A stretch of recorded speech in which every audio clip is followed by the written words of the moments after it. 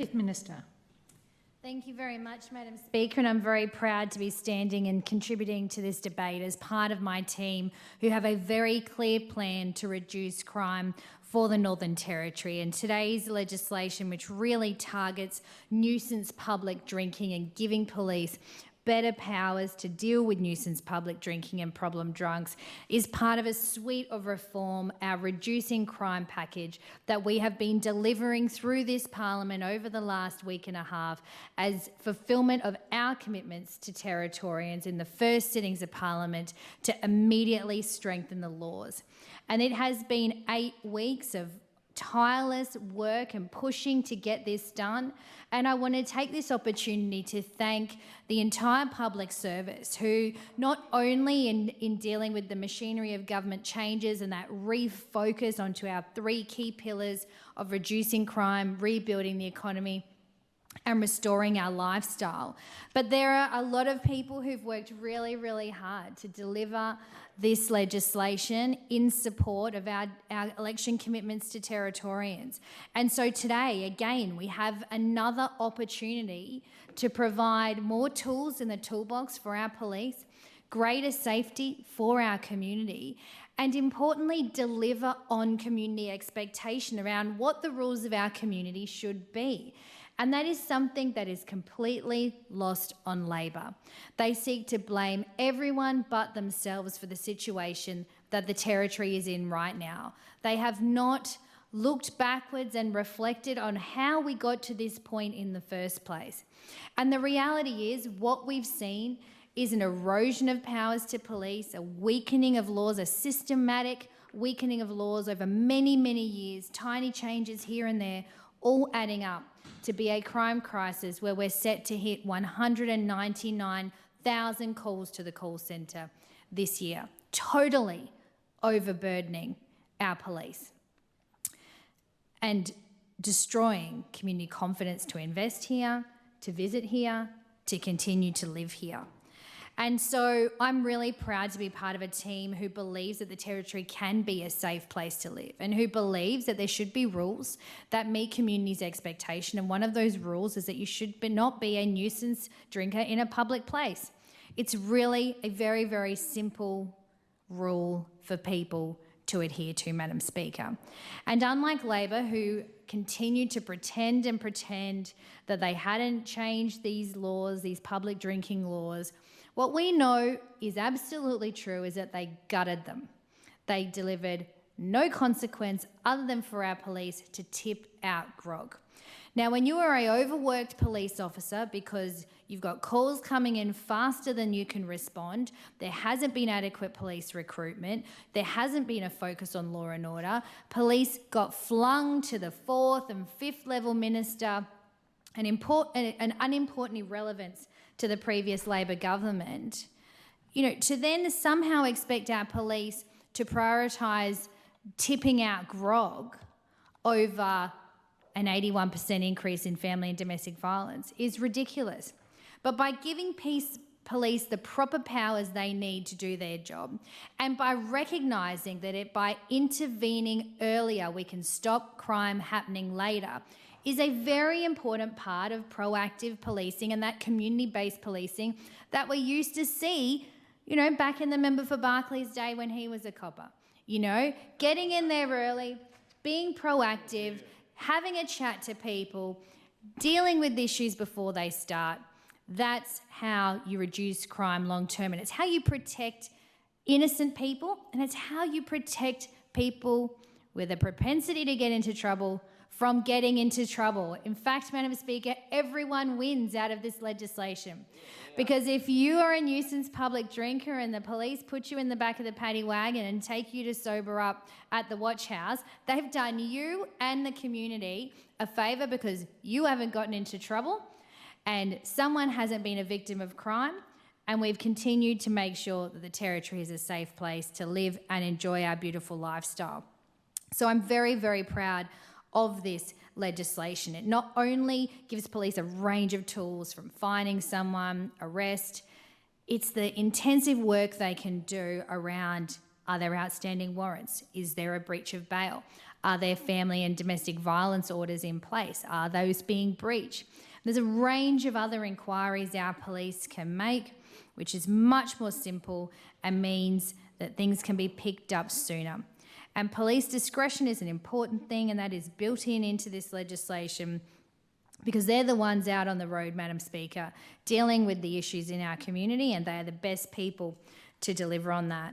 Now, we saw alcohol policy was a total failure under the Labor government. They sought only to limit supply, didn't do enough to address demand, and in fact, even when it came to supply, we saw the fractures within their team, which led to tragic decision-making like the ending of Stronger Futures.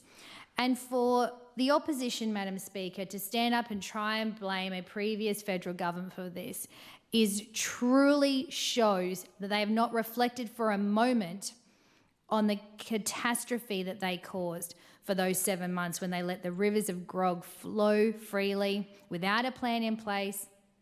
And for an opposition that professed to constantly be listening to the experts and the experts and the experts and the experts, Madam Speaker, and the evidence and the evidence and the evidence that those opposite love to talk about.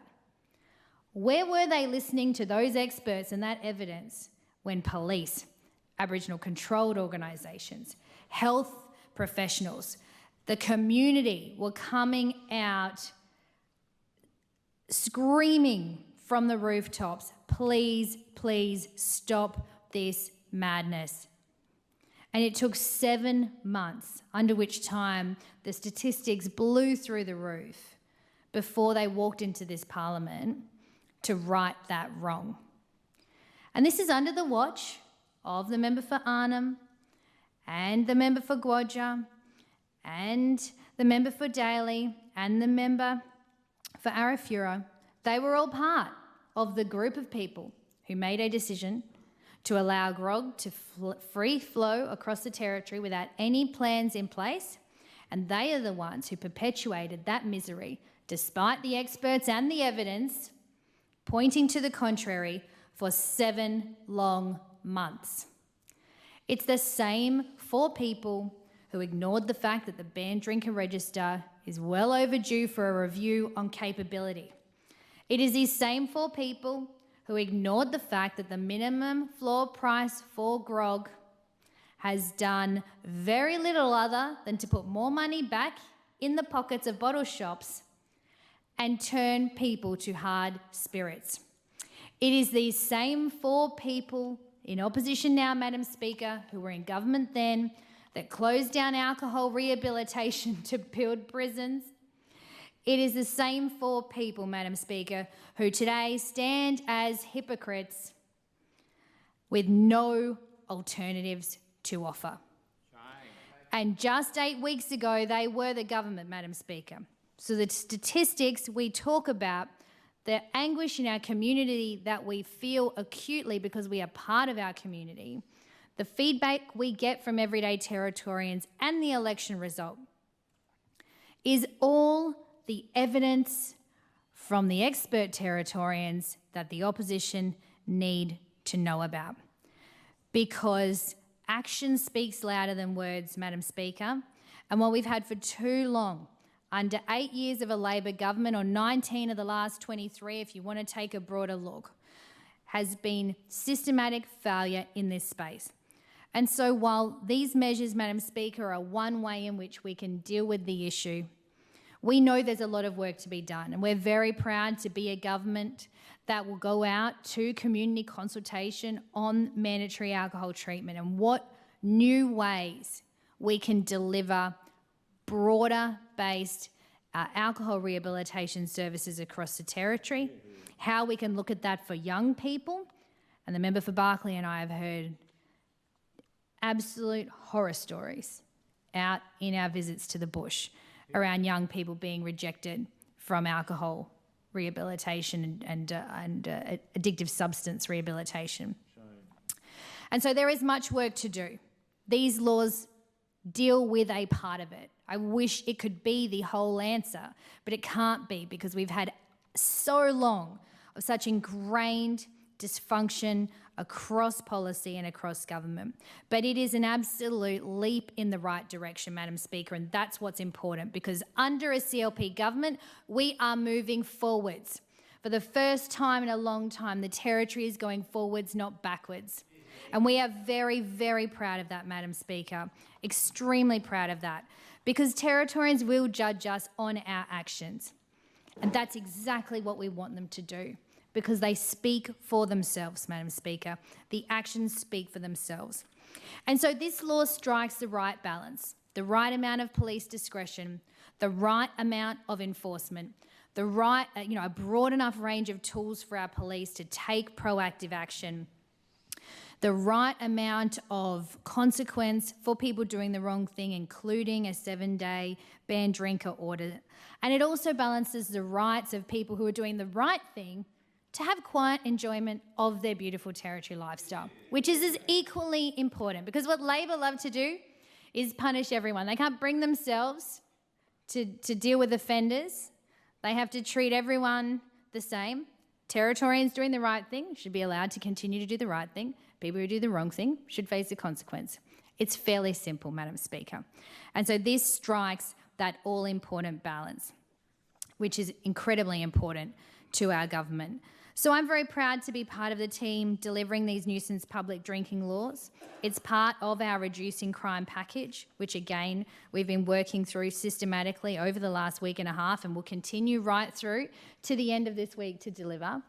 And by the end of this week, the CLP would have delivered on its commitments around what it passes in the Parliament in that first sittings of Parliament, correcting and righting a wrong that Labor has imposed on Territorians for far too long. It sends a message to our community that we are listening and we are acting. It sends a message to our police that we will act on what we say. We won't just tell them we back them. We will show them we back them with meaningful police powers. And we will be a government that responds to communities' concern, as we promised them we would be. So, Madam Speaker, I'm very proud of the team and the contributions that my team have made today. It shows how deeply they understand this issue, the broad perspectives in which they bring to this Parliament, the diversity of our team in experience, background, history, and the fresh eyes that they can bring to this Parliament. It has been truly wonderful to watch my team give their all to this Parliament in just 1.5 weeks, to the people of the Northern Territory in just this 1.5 weeks of Parliament. And I think people are feeling extremely confident about the road ahead under a CLP government, having watched us tirelessly deliver on our commitments over the last 2 weeks, and indeed the entire 8 weeks. So, Madam Speaker, thank you very much for the opportunity to speak to this debate. I wholeheartedly endorse it to the Assembly, and I know that there is much, much work to be done, but this is the start of the work that must be done in order for us to deliver a safer Territory as we promised, and reduce crime by backing in our police with better laws. Thank you, Madam Speaker.